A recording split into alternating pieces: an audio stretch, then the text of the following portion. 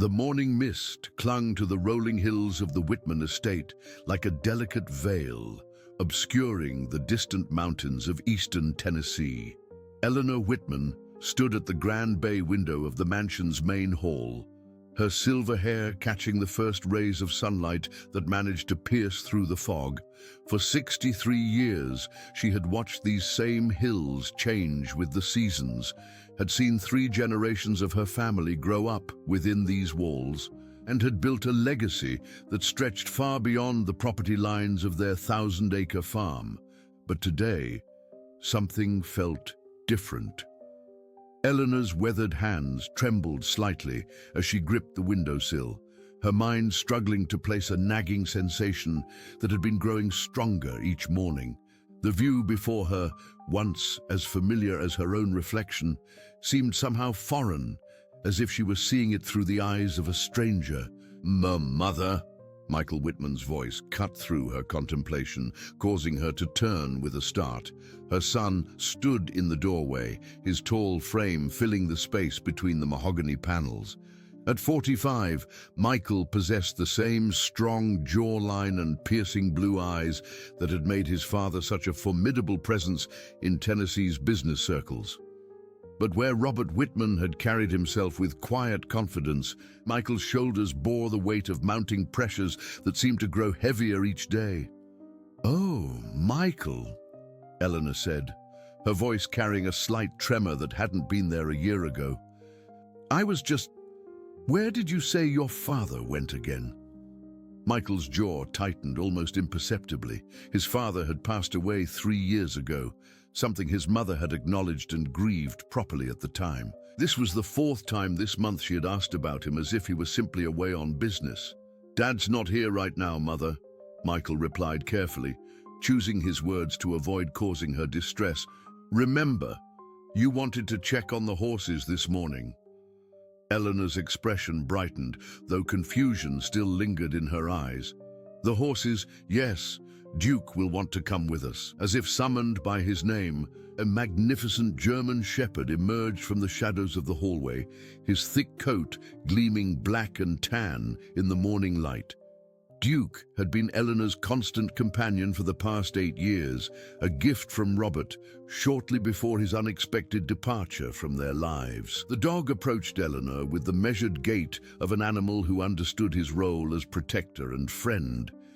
His intelligent brown eyes seemed to assess her condition with an almost human awareness, and he positioned himself at her right side, ready to provide stability if needed. "Of course," Michael said, forcing a smile. "Duke loves the morning walks." As they made their way through the estate's manicured gardens toward the stables, Michael's mind raced with calculations and concerns that had nothing to do with horses or morning routines. The Whitman agricultural holdings had been hemorrhaging money for the past 18 months, victims of poor crop yields, fluctuating commodity prices, and Michael's own ambitious expansion into organic farming that had yet to prove profitable. The irony wasn't lost on him that in trying to honor his father's vision of sustainable agriculture, he might lose everything the family had built. The phone in his pocket buzzed with another text from his business partner, James Morrison, reminding him about the meeting with Hartwell Development Group that afternoon. The real estate consortium had been circling the Whitman property like vultures for months, their offers growing more aggressive as word of the family's financial difficulties spread through Tennessee's tight-knit business community. "The roses are beautiful this year," Eleanor commented, stopping to admire a bush of pink blooms that had been her pride and joy for decades. She had planted them herself when Michael was just a boy, creating elaborate gardens that had been featured in Southern Living magazine twice. "Yes, they are," Michael agreed, though he barely glanced at the flowers. His attention was focused on the approaching stable manager, Carlos Mendez, whose worried expression suggested yet another problem requiring immediate attention. "Mr. Whitman," Carlos called out as they drew near, "I'm sorry to bother you, but we've got an issue with the irrigation system in the north pasture. Looks like it'll need a complete overhaul." Michael felt his stomach drop, another unexpected expense another delay in getting the property ready for potential buyers.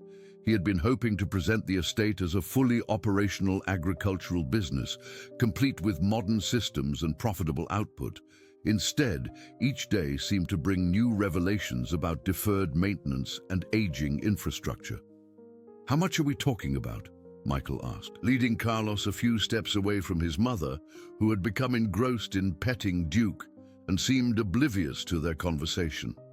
"Probably around 40,000, maybe more, if we find additional problems once we start digging," Carlos replied, his voice heavy with sympathy.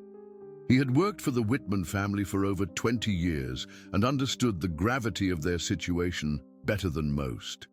$40,000. Michael ran the numbers in his head, knowing that such an expenditure would push them dangerously close to defaulting on their operating loans. The meeting with Hartwell couldn't come soon enough, even though the thought of selling off portions of the family land made him feel like he was betraying everything his father had worked to build. "See what you can do about getting quotes from other contractors," Michael said finally. "Maybe we can find a more affordable solution." As Carlos nodded and headed back toward the barns, Michael rejoined his mother, who had wandered toward the horse paddocks where 3 of their remaining quarter horses grazed peacefully. Duke maintained his position at her side, occasionally nudging her gently when she strayed too close to the fence line.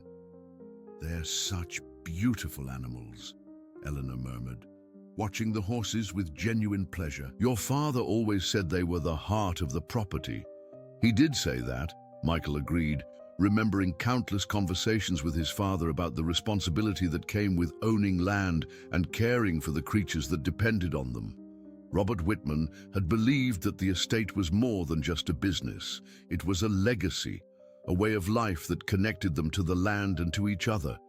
But legacy didn't pay bills or prevent foreclosure. Legacy didn't solve the problem of a mother whose mind was slowly slipping away, or the mounting pressure from creditors who had no interest in family traditions or sentimental attachments to Tennessee farmland. As they completed their circuit of the stables and began walking back toward the house, Eleanor suddenly stopped, a look of confusion crossing her features. "Michael," she said, her voice uncertain, "where are we going?" The question hit him like a physical blow. They were walking toward the house where she had lived for over 4 decades, past gardens she had planted and nurtured, along paths she had traveled thousands of times. Yet she seemed genuinely lost, as if the familiar landscape had transformed into something alien and incomprehensible. "We're going home, Mother," he said gently, taking her arm. "Back to the house." Eleanor nodded, but her expression remained troubled. Duke pressed closer to her other side, his presence offering the comfort that words couldn't provide. The 3 of them continued their journey in silence, each lost in their own thoughts as the morning sun climbed higher above the Tennessee hills. Michael's phone buzzed again, this time with a call from his attorney, Patricia Holmes. He considered letting it go to voicemail, but the timing of her call, combined with everything else happening, made him think it might be urgent. "Excuse me for just a moment, Mother," he said, helping Eleanor to a nearby garden bench where Duke immediately settled at her feet. "Patricia," he answered, stepping a few yards away. "Michael, I've been reviewing the documentation for your meeting this afternoon." Patricia's voice came through clearly, though he could detect a note of concern. "There are some aspects of the Hartwell proposal that we need to discuss before you sign anything." "What kind of aspects?" Michael asked, watching his mother from the corner of his eye as she absently stroked Duke's head. "Well, for starters, they're requesting full mineral rights, not just surface development rights. That's unusual for a residential development project. And there are some clauses about environmental assessments that seem unnecessarily broad." Michael felt a familiar knot forming in his stomach. Nothing was ever simple anymore. Every solution seemed to come with hidden complications and unforeseen consequences. "Can we discuss this after the meeting?" he asked. "I need to get Mother back to the house and make sure she's settled before I leave." "Of course," Patricia replied. But Michael, don't commit to anything today. Let me review their terms more thoroughly first. As he ended the call and returned to Eleanor's side, Michael couldn't shake the feeling that events were spiraling beyond his control. His mother's condition was deteriorating more rapidly than he had anticipated. The financial pressures were mounting, and now even the potential solutions were proving more complicated than they had initially appeared. "Ready to go back?" he asked Eleanor, offering his arm. She looked up at him with eyes that seemed clearer for a moment, more like the sharp, intelligent woman who had helped build the Whitman empire alongside his father. "You look worried, son," she said softly. "Your father always said that worry was just interest paid on trouble before it comes due." For a brief instant, Michael saw his mother as she truly was beneath the fog of confusion that increasingly clouded her mind. Eleanor Whitman had been a formidable force in her own right, a woman who had managed the estate's social obligations and charitable endeavors while raising Michael and his sister Sarah. She had been Robert's partner in every sense of the word, and her gradual retreat from the world felt like losing her all over again. "Everything's fine, Mother," he lied, guiding her toward the house as Duke trotted alongside them. "Let's get you inside, where it's more comfortable." But as they walked through the gardens Eleanor had created, past the stables Robert had built, and toward the house that had sheltered 4 generations of Whitmans, Michael knew that nothing was fine, and he was beginning to suspect that the solutions he was considering might require sacrifices that would haunt him far longer than any financial difficulty ever could. The afternoon sun cast long shadows across Michael's office as he reviewed the Hartwell development proposal for the 3rd time. The document spread across his mahogany desk represented both salvation and surrender, a way out of their financial crisis that would fundamentally alter the character of the Whitman estate forever. The development company wanted to purchase 300 acres of the property's eastern section to build an upscale residential community called Whitman Hills, complete with golf course, country club, and homes starting at $800,000. A soft knock at the door interrupted his concentration. "Come in," he called, expecting to see their housekeeper, Maria Santos, who had been with the family for 15 years. Instead, Eleanor appeared in the doorway, still wearing the same floral dress from their morning walk, but now with a look of complete bewilderment on her face. "I'm sorry to bother you," she said hesitantly, "but I seem to be lost. Could you tell me where I am?" Michael's heart clenched. His mother was standing in the office where she had helped his father manage the estate's business for decades, surrounded by family photographs and furniture she had personally selected. The room held 40 years of their shared history, yet she appeared to be seeing it for the first time. "You're at home, Mother," he said gently, rising from his chair. "This is Dad's office. Remember, you used to help him with the books in here." Eleanor's eyes swept the room uncertainly, lingering on the portrait of Robert Whitman that hung behind the desk. For a moment, recognition flickered across her features, but it was quickly replaced by that lost expression that had become increasingly familiar. "I was looking for the kitchen," she said. "I wanted to make some tea, but I can't seem to find it." The kitchen was directly across the hall from the office, visible through the open doorway. Michael walked over and gently took her arm, guiding her to the window that overlooked the gardens they had toured that morning. "See the roses, Mother? Those are the ones you planted. The kitchen is just through that door there," he said, pointing toward the hallway. "Oh, yes," Eleanor nodded, though uncertainty still clouded her eyes. "Thank you, dear. You're very kind." The fact that she didn't recognize him as her son sent a chill through Michael's chest. He walked with her to the kitchen, where Duke was lying in his usual spot near the French doors that led to the patio. The dog immediately stood and approached Eleanor, his tail wagging with genuine affection. "Hello there, beautiful boy," Eleanor said, her face lighting up as she reached down to pet Duke. The dog's presence seemed to ground her in a way that human interaction couldn't, providing an anchor of familiarity in her increasingly confusing world. Maria appeared from the pantry, carrying a basket of fresh vegetables from the estate's garden. The middle-aged woman's kind eyes immediately assessed the situation, and she moved smoothly into action. "Mrs. Whitman, perfect timing," Maria said warmly. "I was just about to make some chamomile tea. Would you like to help me?" Eleanor's confusion lifted slightly at the suggestion of a task she could focus on. "I'd like that very much," she replied.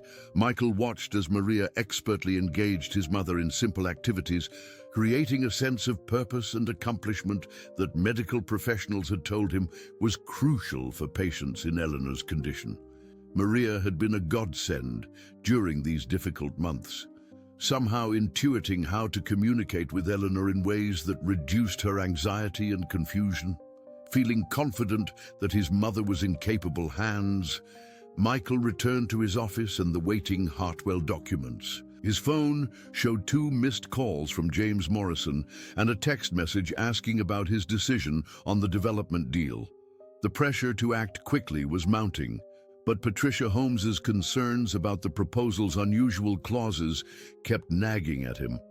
Before he could delve back into the contracts, the front doorbell chimed, its familiar melody echoing through the mansion's halls. Michael heard Maria's footsteps as she went to answer it, followed by the sound of familiar voices in the foyer. "Michael!" Margaret Sullivan's distinctive voice carried down the hallway. The 70-year-old retired attorney had been a close friend of Eleanor's for over 30 years, serving as both legal counsel and confidant to the Whitman family through various business ventures and personal challenges. Michael rose from his desk and walked to the foyer, where he found Margaret speaking quietly with Maria. The older woman's silver hair was perfectly styled as always, and she wore the kind of elegant pantsuit that suggested she had come from another professional engagement. "Margaret," Michael greeted her with genuine warmth. "What a pleasant surprise." "I hope I'm not interrupting anything important," Margaret replied, her sharp brown eyes studying his face with the intensity that had made her one of Tennessee's most respected legal minds before her retirement. "I was in the neighborhood and thought I'd check on Eleanor. We haven't had our usual tea together in several weeks." Michael felt a flush of guilt. He had been so consumed with the financial crisis that he had neglected to maintain many of Eleanor's social connections, telling himself that it was better to limit her interactions until they could better understand her condition. "Of course," he said, leading Margaret toward the kitchen. "She's with Maria right now, having some tea. I'm sure she'll be delighted to see you." But as they entered the kitchen, Michael's heart sank. Eleanor was sitting at the breakfast table, staring at a cup of cooling tea, with the same lost expression she had worn in his office. Duke lay at her feet, his chin resting on her shoe in a gesture of canine comfort. "Eleanor, dear," Margaret said warmly, taking a seat across from her friend. "How are you feeling today?" Eleanor looked up with a polite but vacant smile. "I'm fine, thank you. Have we met?" The question hung in the air like a physical presence. Margaret's composed expression faltered for just a moment before she recovered her professional demeanor. Michael saw the older woman's legal mind immediately begin processing what she was witnessing, cataloging symptoms and drawing conclusions with the same analytical precision she had once applied to complex cases. "We're old friends," Margaret said gently. "I'm Margaret. We've known each other for many years." "That's nice," Eleanor replied pleasantly. "Are you from around here?" Michael watched as Margaret skillfully navigated the conversation, drawing Eleanor into discussions about neutral topics like the weather and the garden. The retired attorney's experience with elderly clients was evident in her patience and the way she avoided questions that might cause confusion or distress. After 20 minutes of gentle conversation, Margaret excused herself, asking Michael to walk her to her car. They stepped out onto the front porch, where the afternoon air carried the scent of honeysuckle and the distant sound of horses moving through the pastures. "Michael," Margaret began carefully. How long has Eleanor been experiencing these episodes? It's been gradual, Michael replied, leaning against the porch railing. Started with small things, forgetting names or getting confused about dates, but it's been getting worse over the past few months. Margaret nodded thoughtfully. Have you consulted with any specialists? There are treatments available that can slow the progression of cognitive decline, especially in the early stages. I've been meaning to, Michael said, which was partly true. He had researched specialists but had hesitated to pursue formal diagnosis, partly from denial and partly from fear of what it might mean for the estate's future. Michael. Margaret's voice took on the firm tone she had once used in courtrooms. Eleanor needs professional medical evaluation immediately. What I witnessed in there suggests significant cognitive impairment that requires proper care and treatment. The weight of Margaret's words settled heavily on Michael's shoulders. He knew she was right, but the timing couldn't be worse. A formal diagnosis of dementia or Alzheimer's would raise questions about Eleanor's capacity to make financial decisions, potentially complicating the Hartwell deal just when he needed the flexibility to move quickly. I understand your concerns, he said carefully, but Mother has good days and bad days.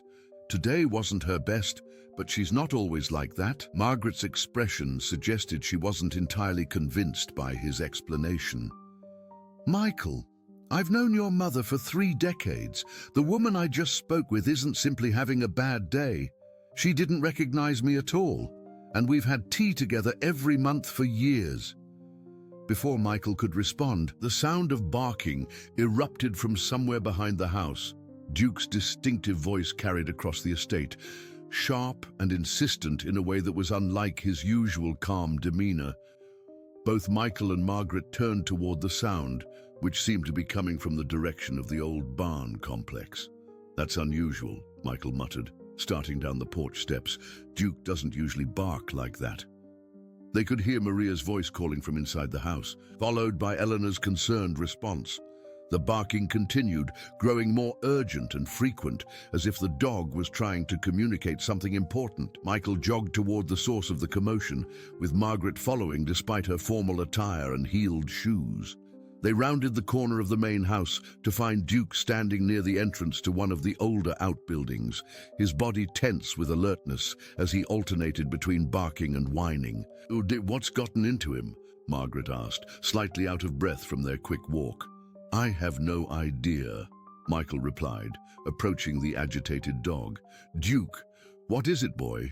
The German shepherd looked up at Michael with eyes that seemed almost pleading, then trotted a few steps toward the old dairy barn before returning to bark again. The building had been unused for several years, part of the estate's agricultural infrastructure that had become obsolete as the family's farming operations evolved. Michael walked over to the barn's main door, which appeared to be securely latched. Everything looked normal, but Duke's behavior suggested something was definitely wrong. The dog continued his urgent barking, occasionally pawing at the ground near the door as if trying to dig his way inside.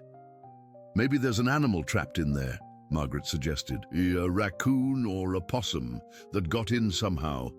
Possibly, Michael agreed, though Duke's behavior seemed more intense than a simple wildlife encounter would warrant.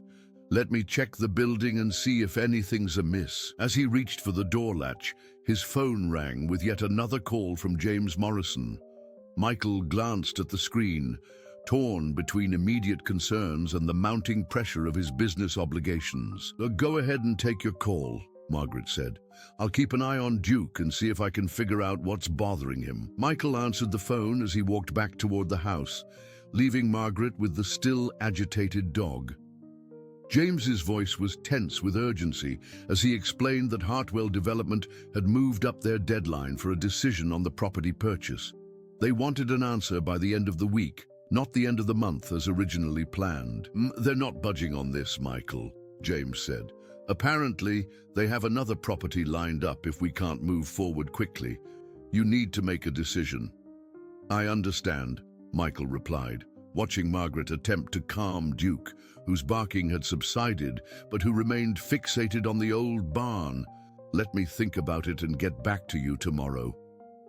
As he ended the call, Michael felt the familiar sensation of walls closing in around him. Every aspect of his life seemed to be spiraling towards some kind of crisis, and he was beginning to wonder if he was equipped to handle the mounting pressures of maintaining the estate, caring for his mother, and making the kinds of difficult decisions that would determine his family's future. Margaret returned to where he stood, Duke trotting alongside her with obvious reluctance to leave the barn area. "I couldn't determine what was bothering him," she said, brushing dust from her clothing. "But I've never seen Duke act quite like that before. He's usually such a calm, well-behaved animal." "He's been a bit unsettled lately," Michael admitted. "I think Mother's condition affects him more than we realize. Dogs are sensitive to changes in their owner's behavior." Margaret nodded, but her expression remained thoughtful. "Michael, I want you to promise me something. Please arrange for Eleanor to see a specialist this week. I can recommend several excellent physicians who specialize in cognitive disorders." "I'll consider it," Michael replied, though they both knew that consideration and action were not the same thing. As Margaret drove away and Michael walked back toward the house, Duke continued to glance over his shoulder toward the old barn, as if reluctant to abandon whatever had captured his attention. The afternoon was growing late, and Michael still had preparations to make for his evening meeting with potential investors who might provide an alternative to the Hartwell deal. But as he climbed the porch steps, he couldn't shake the feeling that Duke's strange behavior was somehow connected to the broader sense of unease that had been growing within him. Everything about their situation felt precarious, balanced on the edge of changes that would be impossible to undo once set in motion. The acrid smell of smoke jolted Michael awake at 2:30 in the morning. For a moment, he lay in his childhood bedroom, wondering if he was dreaming.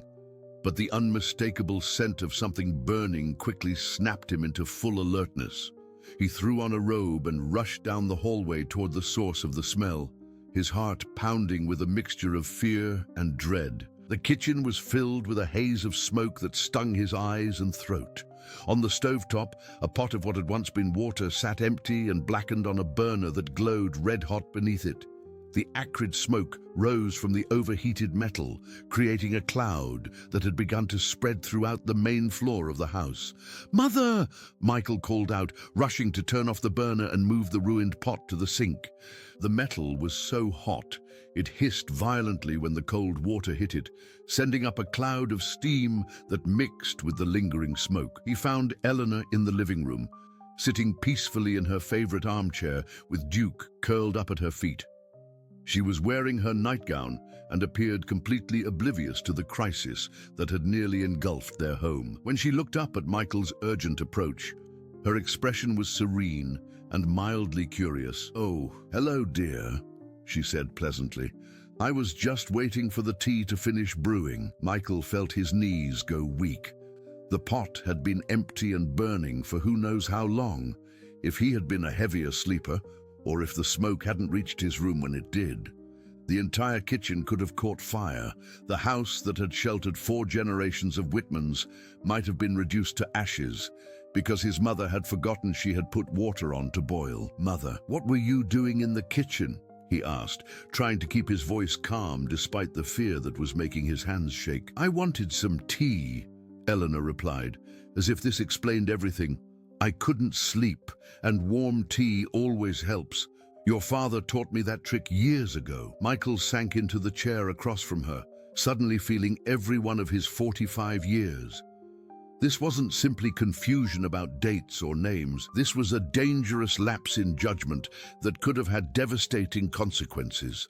The reality of his mother's condition hit him with a force that left him struggling to breathe normally.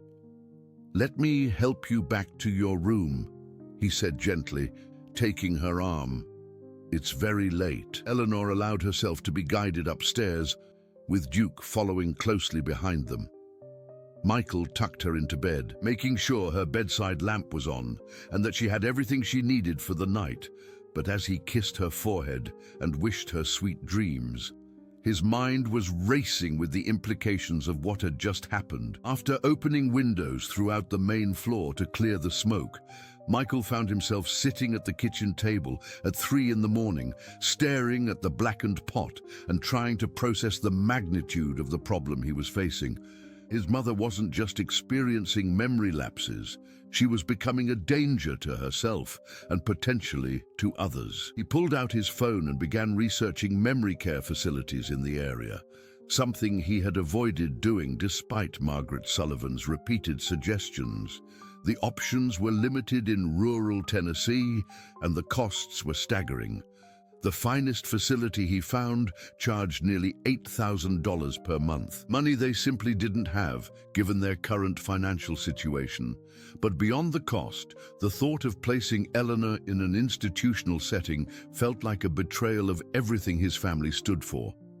The Whitmans had always taken care of their own, had always found solutions within the family structure, rather than relying on outside assistance. The next morning, Michael called their family physician, Dr. Amanda Chen, and scheduled an urgent appointment for Eleanor. He also contacted a security company about installing sensors that would alert him if anyone used the stove during nighttime hours, a temporary measure to prevent another potentially catastrophic incident.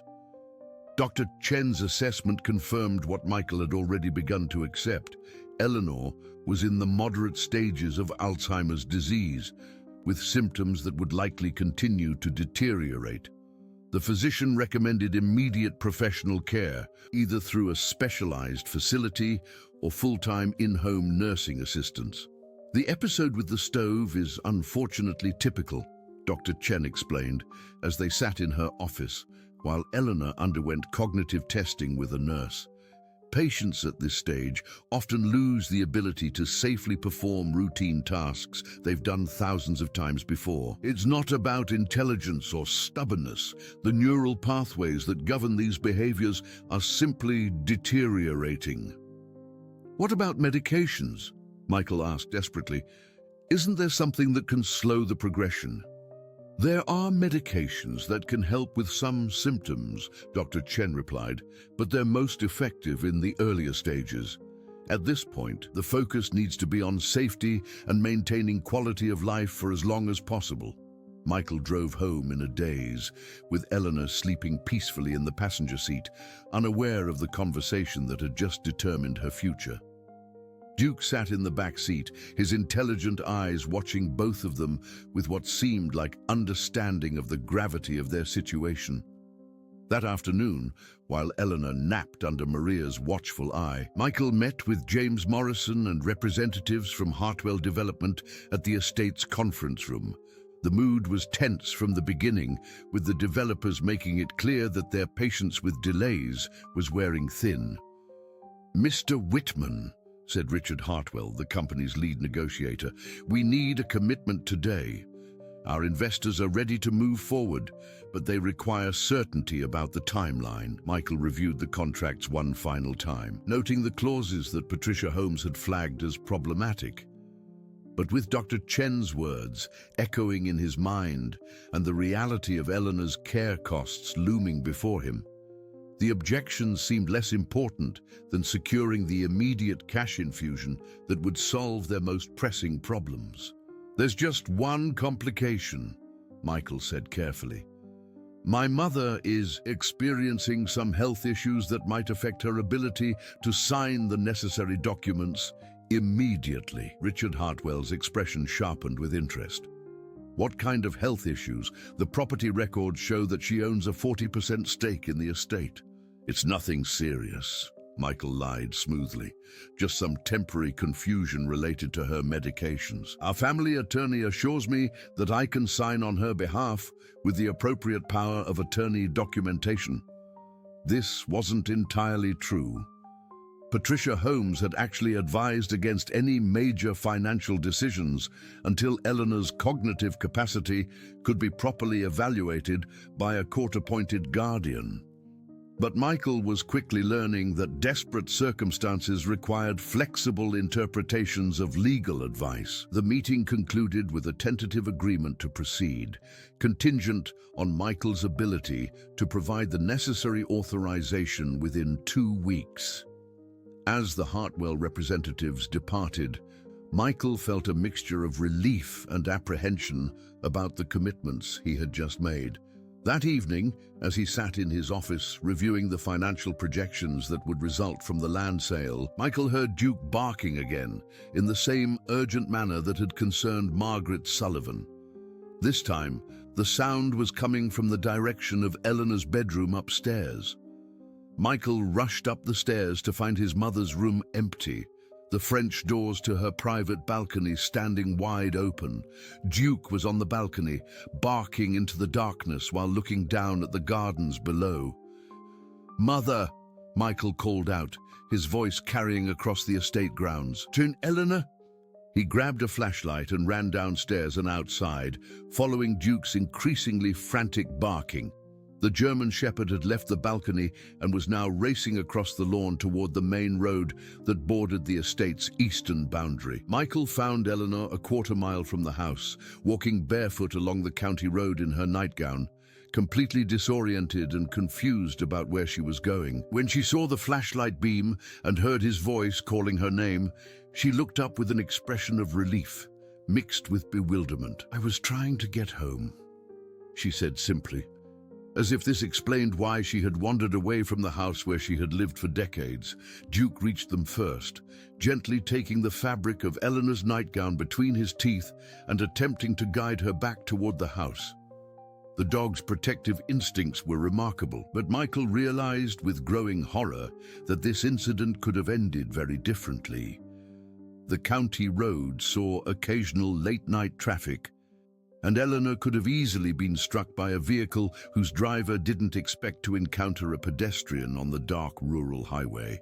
As they walked slowly back to the house, with Duke maintaining a vigilant position between Eleanor and the road, Michael's mind began formulating a plan that he knew would be controversial, but which seemed increasingly necessary. His mother needed constant supervision, but professional care was beyond their current means. The estate needed to remain operational and attractive to potential buyers, which meant avoiding any public awareness of Eleanor's condition that might complicate business negotiations. The old dairy barn that had captured Duke's attention earlier that week was structurally sound, equipped with electricity and plumbing from its days as a working part of the estate's operations. With some modifications, it could provide a secure, comfortable environment where Eleanor could be kept safe, while Michael finalized the arrangements that would secure their family's financial future. It wasn't an ideal solution, Michael told himself, as he helped Eleanor back into bed and made sure all the doors and windows were securely locked. But it was a temporary measure that would protect her from harm, while protecting the estate from the complications that would arise if news of her condition became public knowledge. Duke seemed to sense the direction of Michael's thoughts, positioning himself at the foot of Eleanor's bed with an alertness that suggested he intended to remain on guard throughout the night.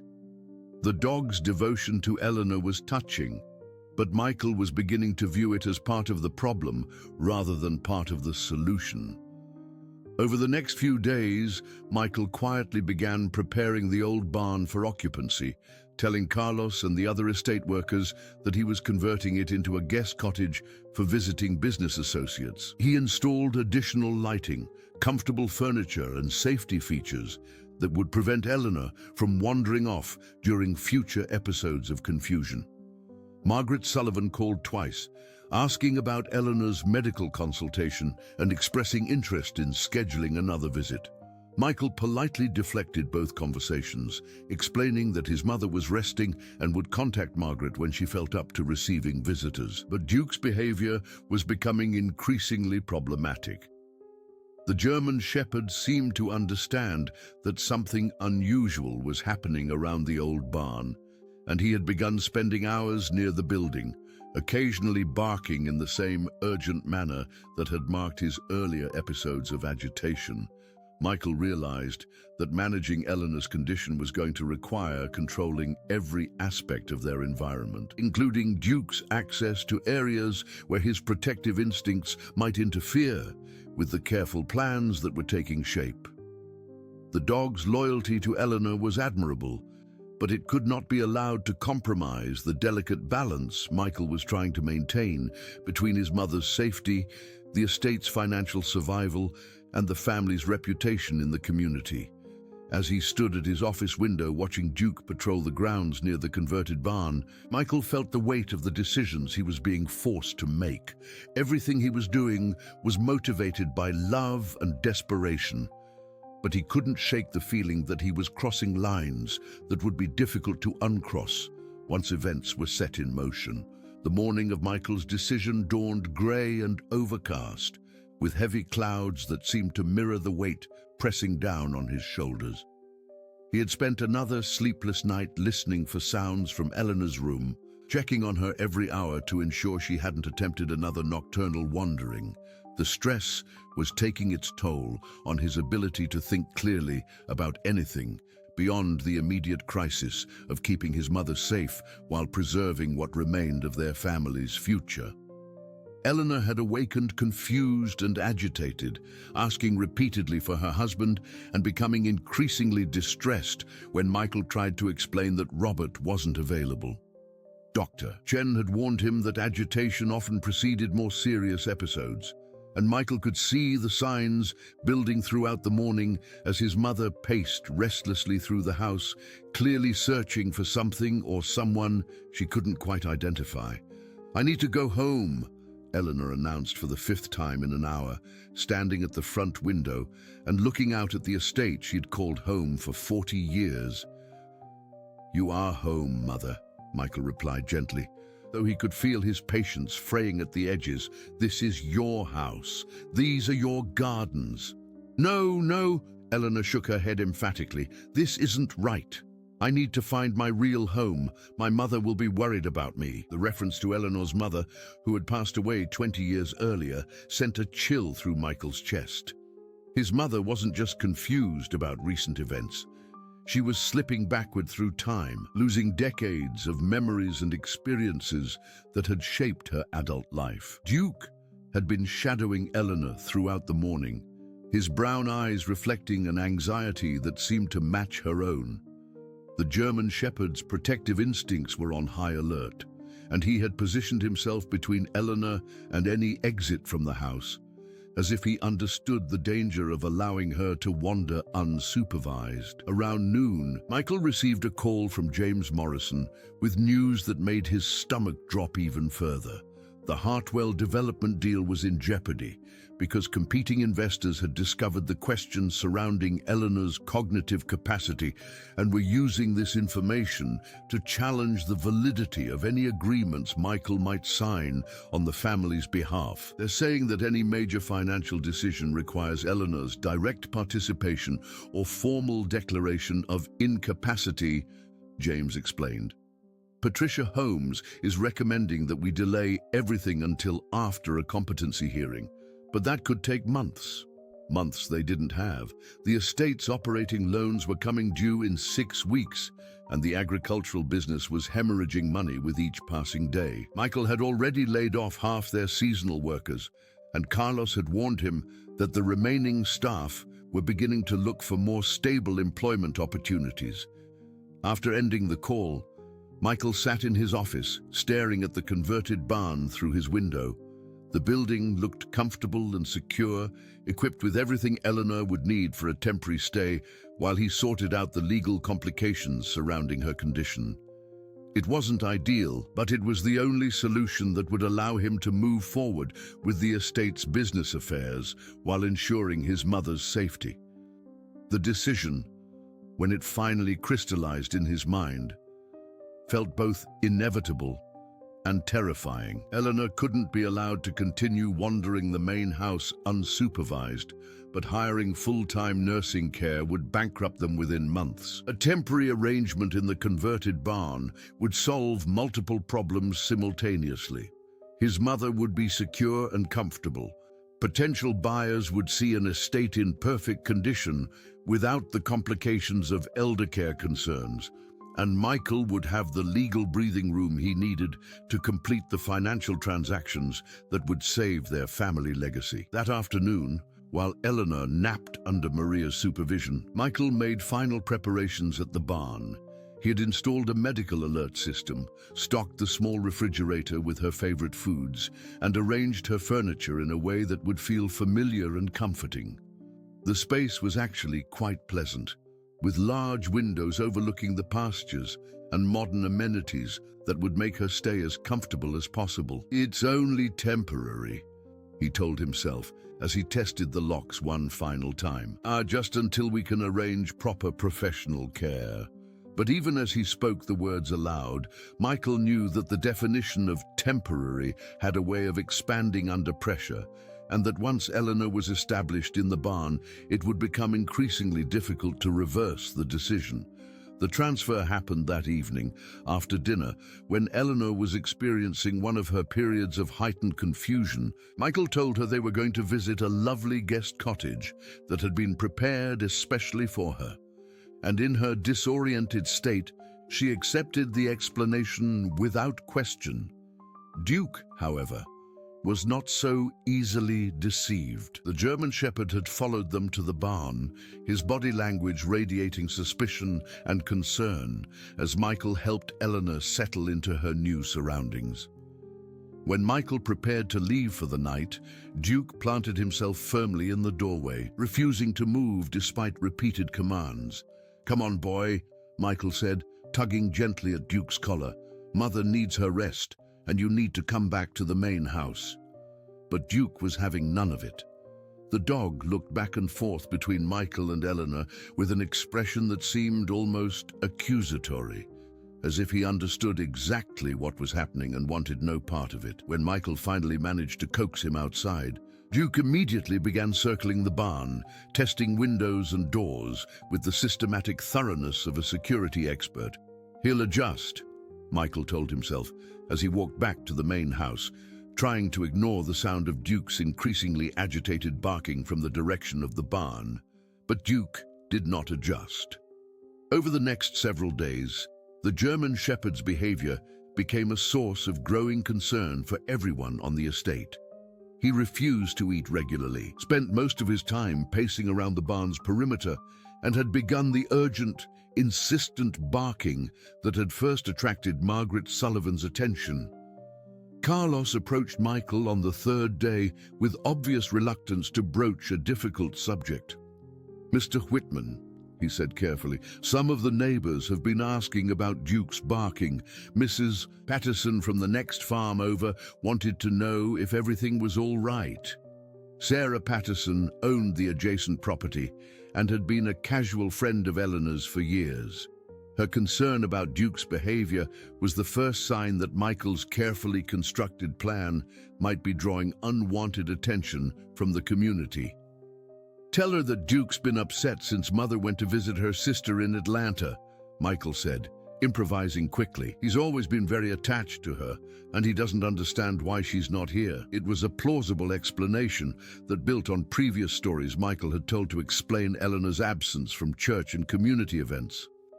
The fictional sister in Atlanta had become a convenient excuse for avoiding questions about Eleanor's whereabouts. But Duke's behavior was becoming impossible to ignore or explain away.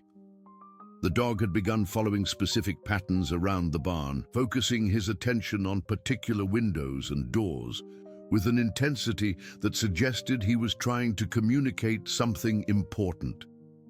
At night, his barking could be heard across the estate, a mournful sound that seemed to echo with distress and frustration. Margaret Sullivan called again, expressing concern about Duke's behavior and asking specifically about Eleanor's extended absence. Michael found himself weaving an increasingly complex web of explanations about his mother's fictional trip to Atlanta, health issues that required extended recovery time, and family obligations that were keeping her away from her usual routines.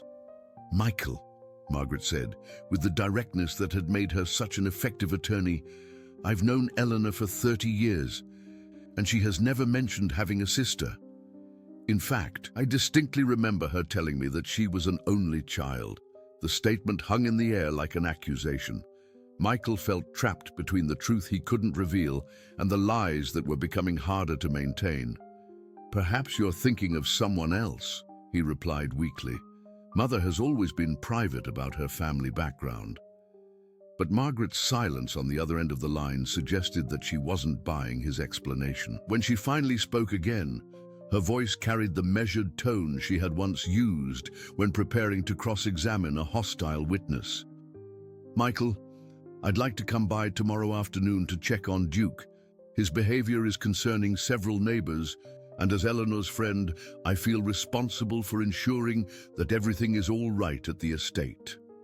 The prospect of Margaret's visit sent panic shooting through Michael's chest. The retired attorney's sharp eyes and legal training would make her dangerous if she began asking the right questions, or if Duke's behavior led her to investigate areas of the estate that Michael needed to keep private. "That's very kind of you," Michael said. "But Duke will be fine. He's just adjusting to Mother's absence. Perhaps it would be better to wait until she returns from Atlanta." "When exactly will that be?" Margaret asked. Michael realized he had painted himself into a corner. Eleanor's fictional trip had already lasted longer than any reasonable visit, and extending it further would only create more suspicion. "Soon," he said vaguely. "Her recovery is taking longer than expected, but she should be back within the next week or two." After ending the call, Michael walked to his office window and looked out at the barn where his mother was spending what he hoped would be her final week of temporary isolation. The building looked peaceful in the afternoon light, and he could see Eleanor moving around inside through one of the windows, apparently content with her surroundings. But Duke was another matter entirely. The German shepherd was currently lying near the barn's main door, his head resting on his paws in a posture of patient vigilance. Every few minutes, he would stand and circle the building, testing different approaches as if he were planning some kind of rescue operation. Michael knew that the situation was becoming unsustainable. Duke's behavior was drawing attention from neighbors who had no reason to be suspicious of the Whitman family's affairs. The dog's loyalty to Eleanor was admirable, but it was threatening to expose the very arrangements that Michael had put in place to protect her. As evening approached and Michael prepared to bring Eleanor her dinner, he found himself considering options that he never would have contemplated just a week earlier. The estate had several distant outbuildings where Duke could be temporarily housed, far enough from the barn to prevent his protective instincts from causing further problems. It was a decision that went against every instinct Michael had about family loyalty and the bonds between pets and their owners. But desperate circumstances were forcing him to make choices based on practical necessity rather than emotional considerations. The sound of Duke's barking echoed across the estate as darkness fell, a reminder that some loyalties couldn't be easily redirected or contained. Michael stood at his bedroom window, listening to the dog's distressed calls and wondering if the solutions he was implementing were actually creating more problems than they solved. But there was no turning back now. Too many commitments had been made, too many explanations had been offered, and too much was at stake to abandon the plan that represented their only hope of preserving what remained of the Whitman family legacy. Margaret Sullivan had built her legal career on the principle that truth had a way of surfacing when properly pursued, no matter how carefully it had been buried. As she sat in her home office 3 days after her troubling phone conversation with Michael, she found herself applying those same investigative instincts to the mystery surrounding Eleanor Whitman's prolonged absence and Duke's increasingly erratic behavior. The story about Eleanor visiting a sister in Atlanta had never sat right with Margaret. In 30 years of friendship, Eleanor had spoken frequently about her childhood, her parents, and her early adult years before marrying Robert Whitman. She had been definitively clear about being an only child, often commenting that she envied Margaret's large family and the sibling relationships she had never experienced. Margaret pulled out her laptop and began making calls to contacts she had maintained from her legal practice. Within 2 hours, she had confirmed what she already suspected. There was no record of Eleanor Whitman having any siblings, and no evidence of recent travel to Atlanta or anywhere else. Her credit cards showed no activity beyond local purchases, and her physician's office confirmed that Eleanor had missed 2 routine appointments without explanation. But it was the conversation with Eleanor's longtime hairstylist that provided the most disturbing information. "I haven't seen Mrs. Whitman in over a month," Linda Martinez told Margaret over the phone. "She always comes in every 3 weeks like clockwork, but when I called to confirm her last appointment, Michael said she was out of town indefinitely. It's not like her at all." Margaret thanked Linda and hung up, her unease growing stronger with each piece of contradictory information. Eleanor was a creature of routine who rarely traveled and never missed her regular appointments without advance planning. The idea that she would spontaneously decide to spend weeks in Atlanta caring for a non-existent sister was becoming more implausible by the hour. That afternoon, Margaret drove to the Whitman estate under the pretense of checking on Duke, whose nocturnal barking had become a source of complaint among several neighbors. She arrived to find Michael looking haggard and stressed, his usual composure replaced by a nervous energy that immediately put her legal instincts on high alert. "Margaret," he greeted her with forced enthusiasm, "what a nice surprise." "I hope you don't mind the unexpected visit," Margaret replied, studying his face carefully. "Indeed, but several neighbors have expressed concern about Duke's behavior, and I thought I might be able to help calm him down." Michael's expression tightened almost imperceptibly. "That's very thoughtful, but Duke's fine. He's just missing Mother, as I explained. He should settle down once she returns." "Of course," Margaret said smoothly. "When did you say she was coming back?" "Soon," Michael replied vaguely, the same non-answer he had given during their phone conversation. "Her sister's health situation is more complicated than we initially expected."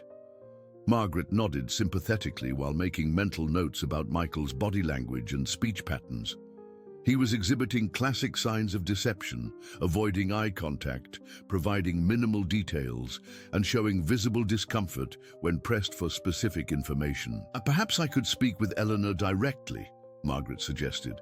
"I'm sure she'd appreciate hearing from an old friend, and I could ask her about Duke's behavior from her perspective."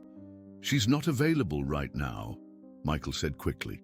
"The time difference, you know, and she's been quite busy with family obligations."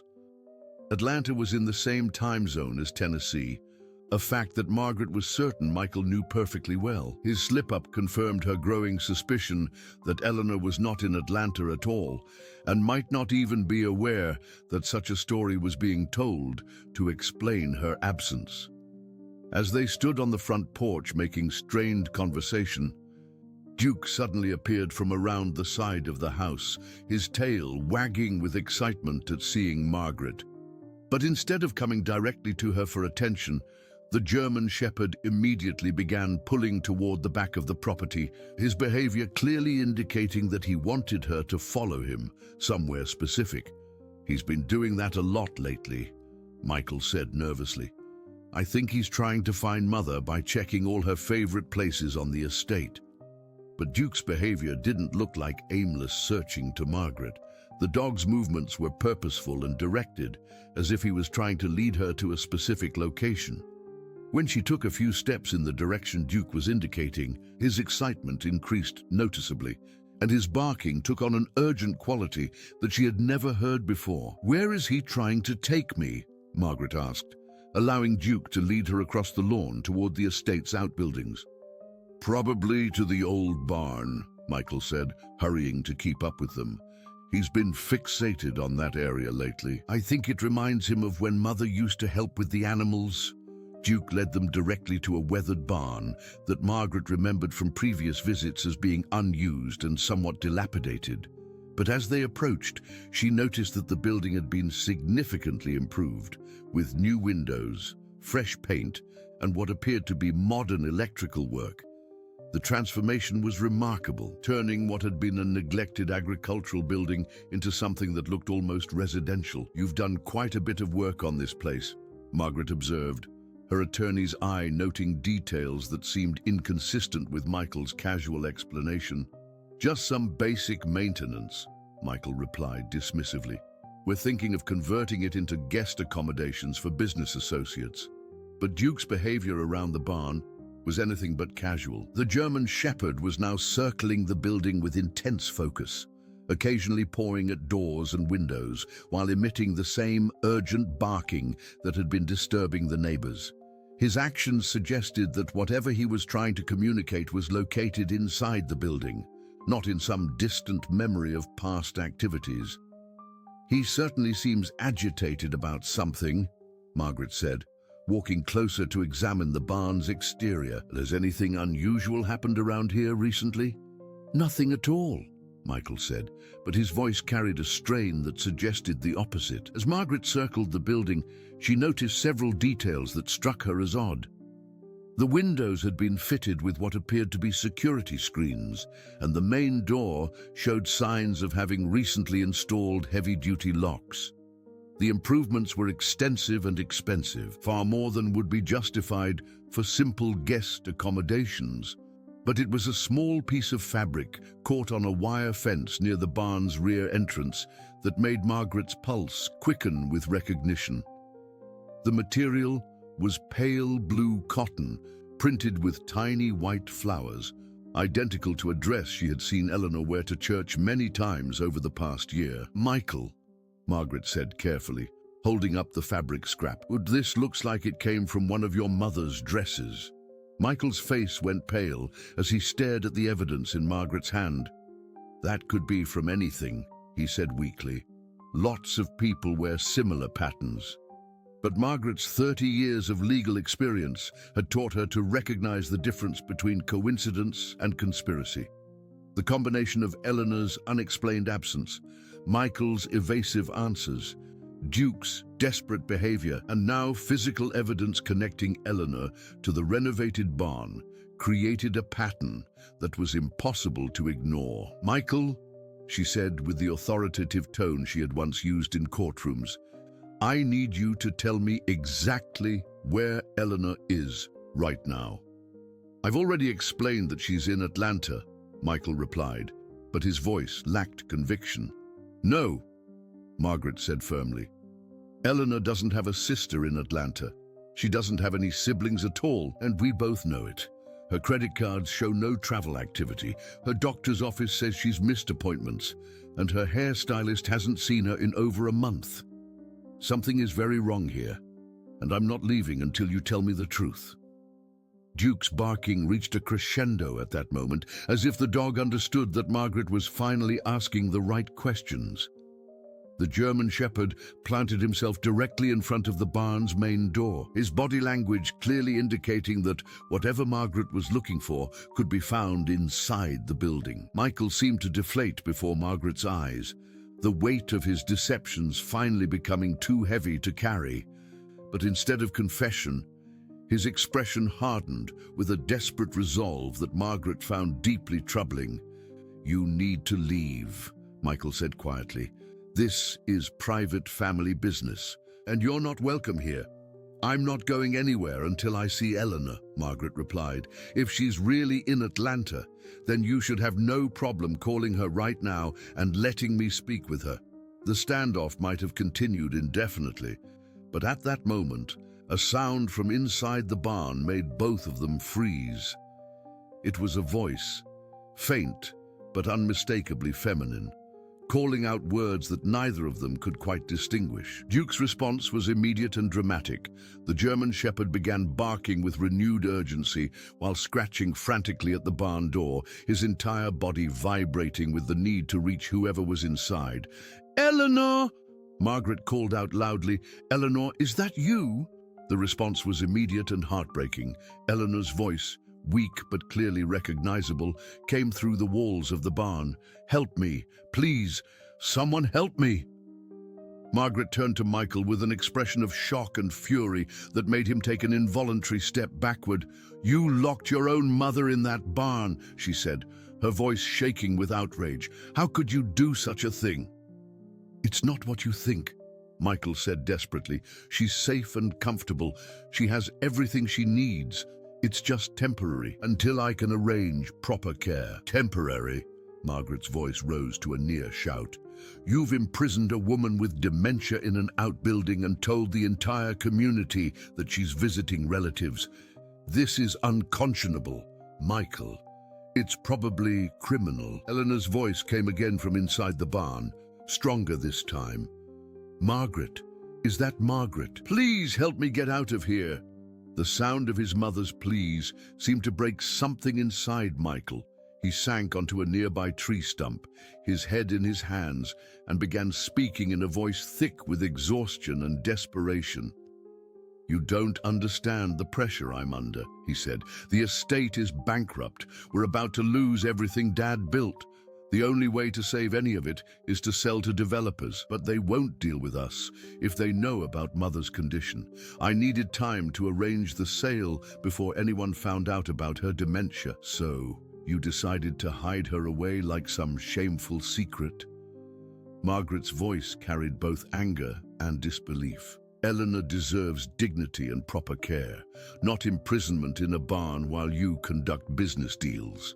Duke had continued his frantic efforts to reach Eleanor, and his persistence had finally paid off. Whether through determination or luck, the German Shepherd had managed to work loose a board near one of the barn's windows, creating a small opening that revealed Eleanor's face peering out at them. "Margaret!" Eleanor called out, her voice carrying both relief and confusion. "I don't understand what's happening. Michael said this was a guest cottage, but the doors won't open and I can't find my way home." The sight of her dear friend's face at the makeshift window, pale and frightened but clearly alive, brought tears to Margaret's eyes. But it also crystallized her resolve to end this situation immediately, regardless of Michael's financial problems or family complications. "Eleanor, honey, I'm going to get you out of there right now," Margaret called back. "Everything is going to be all right." She turned to Michael with an expression that would have terrified opposing counsel during her active legal career. "You have exactly 1 minute to unlock that door before I call the sheriff's department and report a kidnapping in progress." Michael stared at Margaret's determined face and realized that his carefully constructed world was collapsing around him with the inevitability of an avalanche. The sound of his mother's voice calling for help from inside the barn seemed to echo in his ears, each word a reminder of how far he had strayed from the values his family had always held sacred. "Please," he said desperately, "just give me a chance to explain. If this gets out, it will destroy everything. The business deals, the estate, our family's reputation in the community. Mother will lose her home forever." "Eleanor has already lost her home," Margaret replied coldly, her hand reaching for the cell phone in her purse. "You took it away from her when you decided to lock her in a barn like an animal. Now open that door immediately, or I'm calling the authorities." Duke had managed to enlarge the opening near the window enough to squeeze his head through, and he was now whimpering with joy as Eleanor reached out to touch his face. The reunion between the woman and her loyal companion was both heartbreaking and beautiful, a reminder of bonds that couldn't be broken by locks or deception. "Michael?" Eleanor's voice came through the opening, clearer now and filled with a lucidity that surprised everyone. "Please let me out. I know you're trying to help, but this isn't the way. Your father would never have wanted this." The mention of his father hit Michael like a physical blow. Robert Whitman had built the estate on principles of integrity and family loyalty, values that his son was now betraying in the name of preserving his legacy. The irony was so profound that Michael felt sick to his stomach. But even as guilt and shame washed over him, another emotion was building in Michael's chest: panic. Margaret's threat to involve law enforcement would bring scrutiny that would expose not just his treatment of Eleanor, but also the fraudulent nature of his business dealings with Hartwell Development. He had signed documents claiming power of attorney over a woman whose cognitive capacity had never been legally evaluated, essentially forging her authorization for the land sale. If authorities investigated Eleanor's situation, they would inevitably discover the financial fraud that had accompanied it. Michael would face not just family disgrace, but potential criminal charges that could result in prison time. The thought of losing everything while also facing prosecution created a desperation that overwhelmed his remaining moral compass. "I can't let you do this," Michael said quietly, his voice taking on a tone that made Margaret step back instinctively. "Michael," she warned, "you're already in serious trouble. Don't make this worse by threatening me." But Michael wasn't thinking clearly anymore. The pressure of the past months, the sleepless nights, and the mounting weight of his deceptions had pushed him beyond rational decision-making. All he could see was the complete destruction of everything he had worked to preserve, and his mind began formulating desperate plans for escape rather than acceptance of consequences. "I need time," he said, backing toward the main house. "Just give me a few hours to figure this out. I'll make sure Mother gets proper care, but please don't destroy our family over one mistake." Margaret watched him retreat with growing alarm. Her legal experience had taught her to recognize when someone was preparing to flee rather than face justice, and Michael's body language was sending all the wrong signals. "Don't even think about running," she called after him. "I've already documented everything, and leaving will only make your situation worse." But Michael was no longer listening to reason. He rushed into the house and began throwing essential items into a travel bag: cash from the household safe, important documents, and his passport. The Hartwell Development payment had been deposited into an offshore account that he could access from anywhere in the world, giving him the resources to disappear while he figured out a long-term solution to his problems. Meanwhile, Margaret had retrieved a crowbar from her car and was working to free Eleanor from the barn. The locks were heavy-duty, but the older wood around the doorframe was yielding to her determined efforts. Duke paced anxiously as she worked, occasionally barking encouragement or warning as he sensed Michael's agitated movements in the house. "Almost there, Eleanor," Margaret called out as the door frame began to splinter. "Just hold on a little longer." When the door finally gave way, Eleanor emerged into the afternoon sunlight looking disoriented but physically unharmed. She immediately knelt to embrace Duke, who covered her face with joyful kisses while his tail wagged with such enthusiasm that his entire body shook. "I don't understand what happened," Eleanor said, looking around with confusion. "Michael said this was a guest cottage, but then the doors wouldn't open and I couldn't find anyone to help me." Margaret helped Eleanor to her feet, noting that while her friend was physically stable, the stress of confinement had clearly taken a toll on her already fragmented mental state. "You're safe now," Margaret assured her. "Michael made some very poor decisions, but we're going to make sure you get the proper care you deserve." It was at that moment that they heard the sound of a car engine starting from the direction of the main house. Margaret looked up to see Michael's BMW racing down the estate's private road toward the county highway, his escape plan now fully in motion. "He's running," Margaret said grimly, pulling out her phone to call the sheriff's department. But Duke had other ideas about letting Michael escape. The German shepherd's protective instincts, honed by 8 years of devotion to Eleanor and months of watching helplessly as she was mistreated, suddenly crystallized into action. With a powerful leap, Duke bounded across the estate's grounds in pursuit of the fleeing vehicle. Michael had reached the main road and was accelerating toward the interstate when he saw Duke in his rearview mirror, the dog's powerful legs eating up the distance between them with remarkable speed.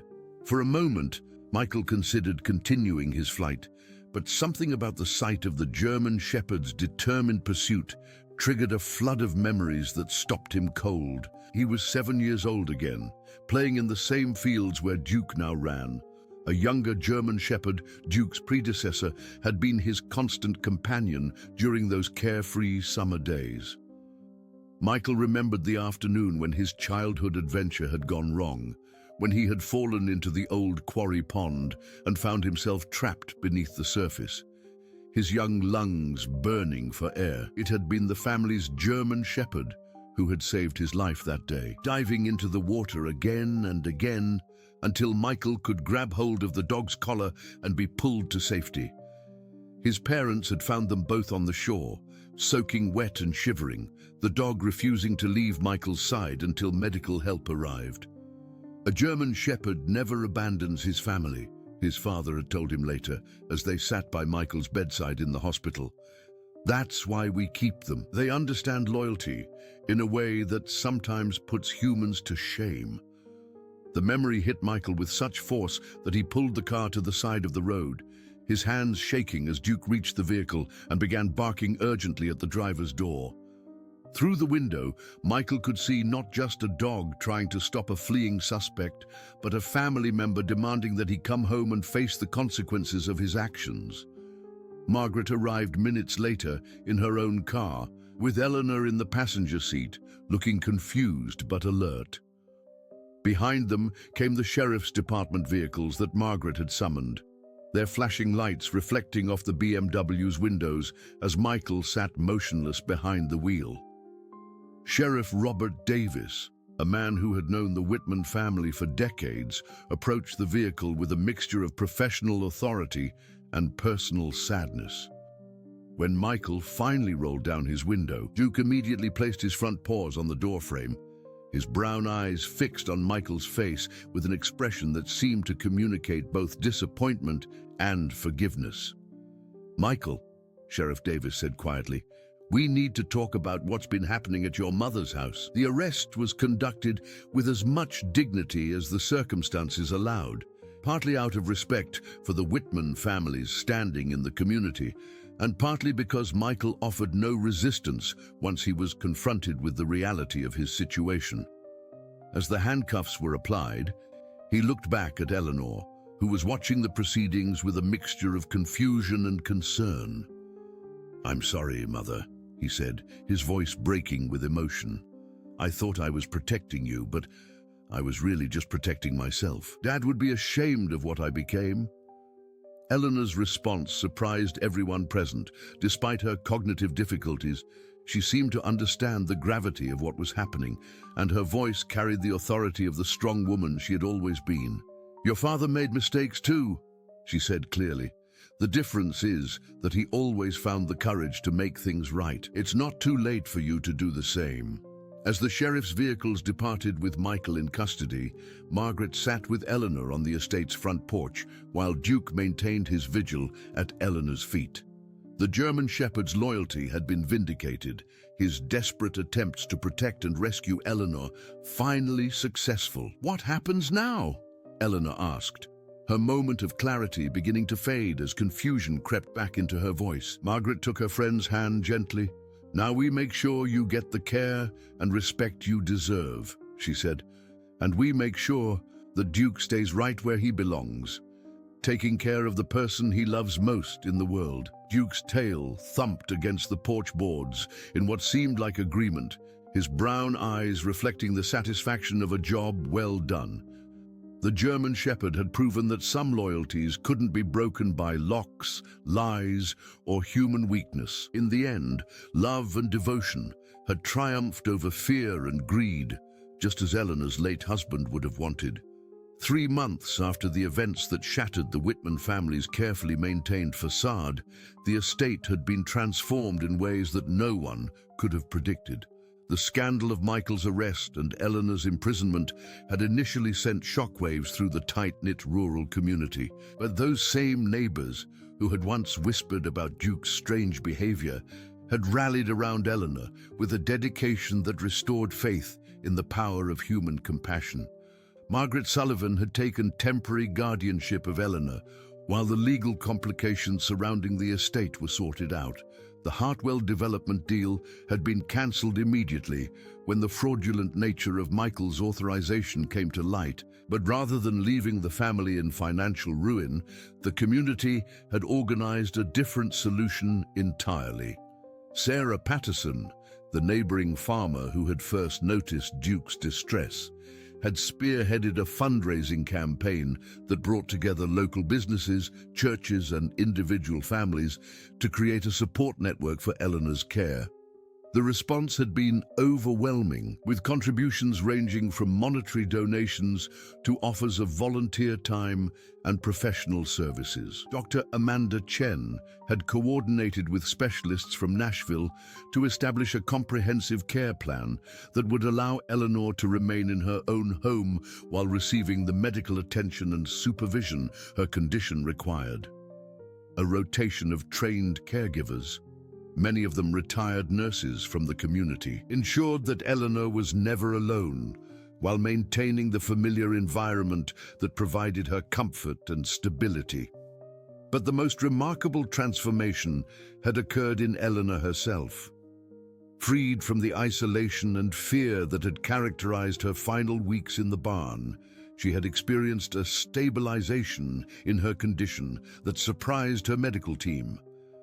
While her Alzheimer's symptoms persisted, the security of being surrounded by people who cared about her welfare had reduced her anxiety and confusion significantly. Duke, of course, had never left Eleanor's side. The German Shepherd had become something of a local celebrity, with neighbors stopping by regularly to check on both him and Eleanor. Children from nearby farms would visit to pet the hero dog, whose loyalty had saved Mrs. Whitman, and Duke seemed to understand his elevated status in the community. On this particular autumn morning, Margaret sat with Eleanor on the front porch of the mansion, watching Duke patrol the grounds with the same vigilance he had always shown, but now with a contentment that reflected the peace that had settled over the estate. Eleanor was having one of her clearer days, able to engage in conversation and remember recent events with unusual accuracy. "I received a letter from Michael yesterday," Margaret told Eleanor, producing an envelope from her purse. "Would you like me to read it to you?" Eleanor nodded, her expression thoughtful. "I'd like that. I pray for him every day, you know. I may not always remember everything clearly, but I remember that he's my son, and that he needs forgiveness." Margaret opened the letter, which had arrived from the minimum security facility where Michael was serving his sentence for fraud and unlawful confinement. His plea agreement had resulted in 18 months of incarceration, followed by community service and restitution payments. But his cooperation with authorities and obvious remorse had earned him consideration for early release. "Dear Mother," Margaret read aloud, "I hope this letter finds you well and surrounded by the love and care you deserve.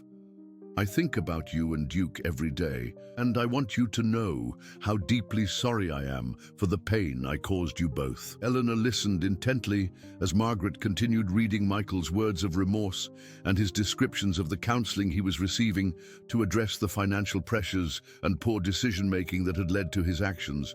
But it was his final paragraph that brought tears to both women's eyes.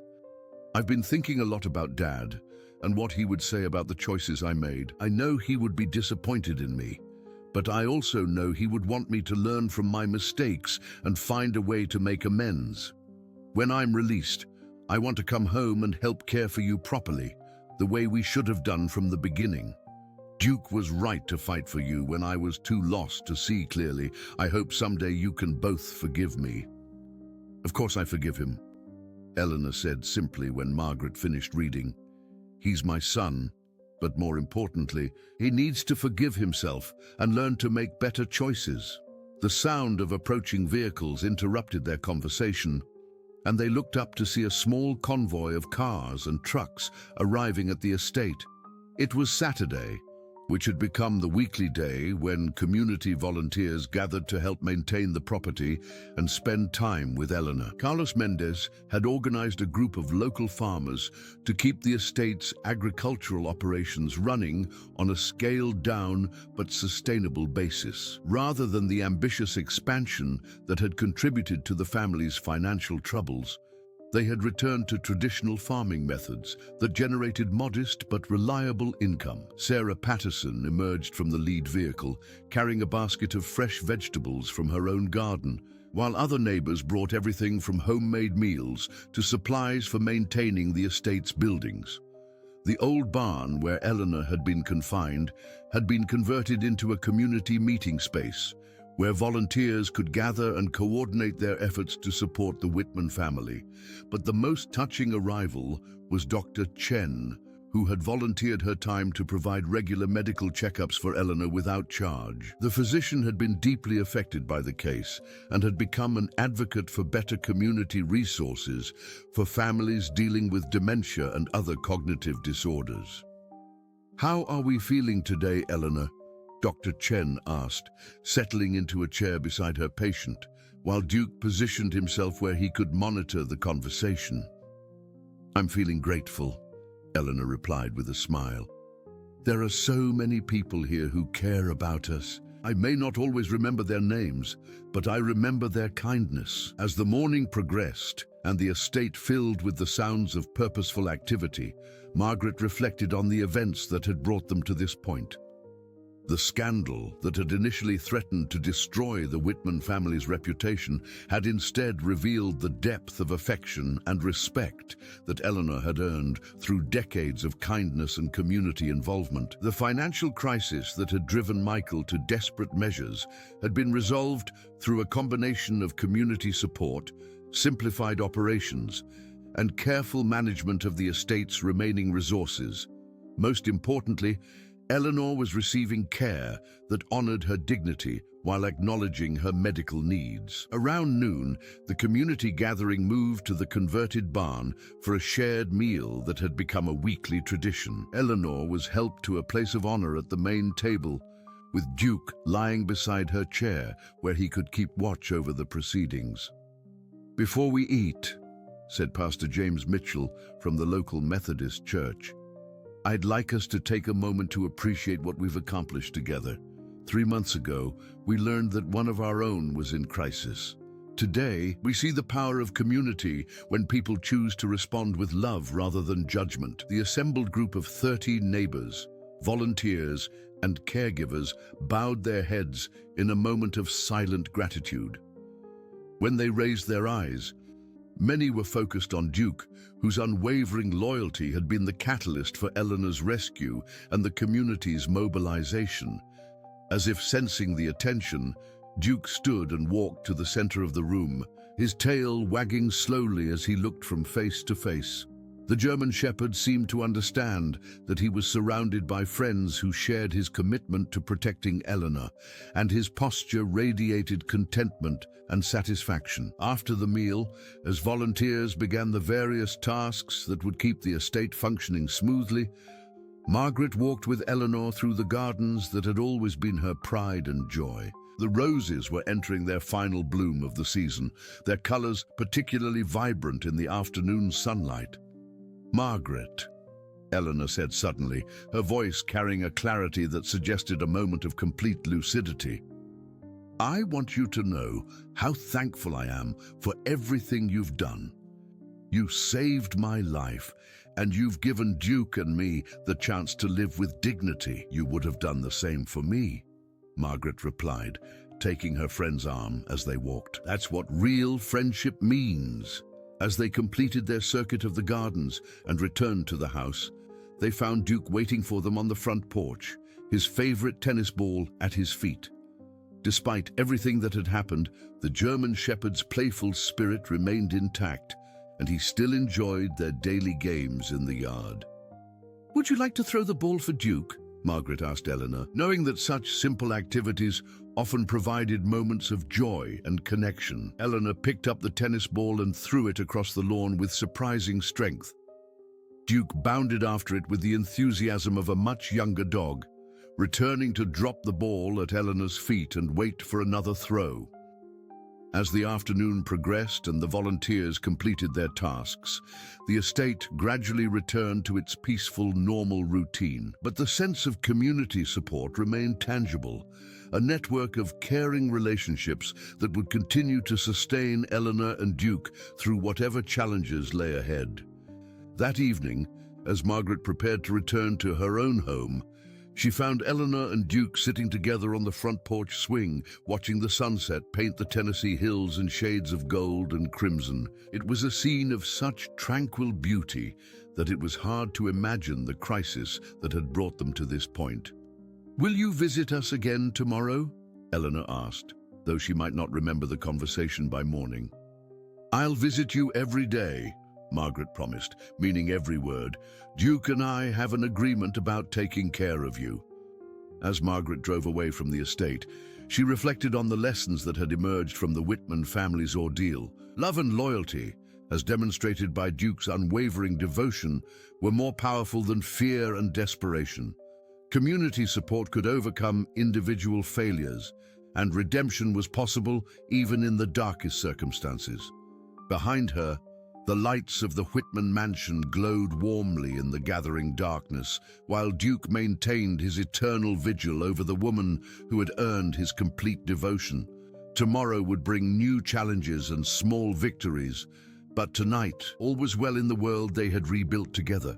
The German shepherd, who had refused to abandon his family when they needed him most, had taught an entire community about the true meaning of loyalty, courage, and unconditional love.